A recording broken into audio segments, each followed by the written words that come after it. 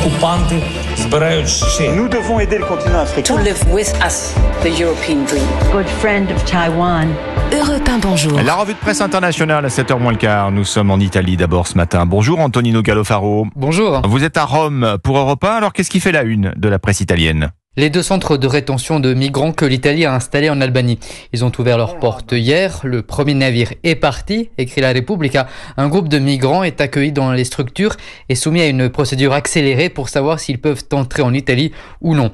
Les autorités n'ont fourni aucun détail. La presse sait seulement que ces personnes ont été sauvées par les gardes-côtes italiens.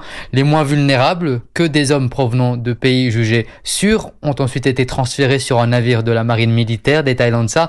Les autres ont débarqué à Lampedusa. L'opposition dénonce cette stratégie d'externalisation des frontières mise en place par la première ministre Giorgia Meloni.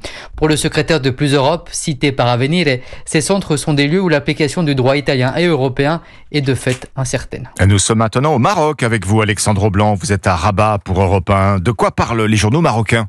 Eh bien, de la première visite d'État du président Emmanuel Macron qui doit se rendre au Maroc à la fin du mois. Un déplacement où il sera question de diplomatie et de contrats. Détail Challenge, le géant de l'aéronautique Airbus et celui du ferroviaire Alstom espèrent ainsi décrocher 2 très gros marchés. D'un côté, la fourniture de 168 trains, de l'autre, la livraison d'environ 200 avions. Des milliards d'euros donc en perspective, chiffre Express. Mais il faudra compter sur la concurrence. D'abord celle de l'américain Boeing, c'est le fournisseur historique de Royal Air Maroc, explique le desk. Tandis qu'Alstom est au coude à coude avec des sociétés espagnoles, sud-coréennes et chinoises. Emmanuel Macron et le roi du Maroc vont donc discuter affaires, assure H24 qui précise toutefois que rien n'est encore fait pour les entreprises françaises. On part enfin aux États-Unis. Aviva Fried, vous êtes à Los Angeles pour Europe 1. Alors qu'est-ce qui fait les gros titres de la presse américaine ? C'est l'exploration spatiale qui fait rêver les médias américains. Le New York Times rapporte que le plus grand vaisseau interplanétaire jamais construit par la NASA s'est envolé du centre spatial Kennedy en Floride. Destination Europe.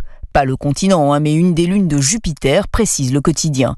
Ce satellite de glace est considéré comme l'un des endroits les plus prometteurs pour de la vie extraterrestre, détaille NBC News.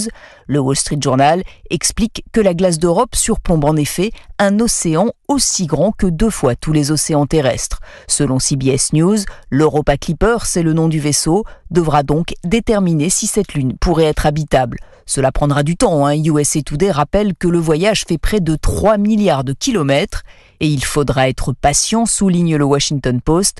Le vaisseau ne devrait pas arriver avant le 11 avril 2030, dans 5 ans et demi. Merci Aviva Fried, merci à nos correspondants.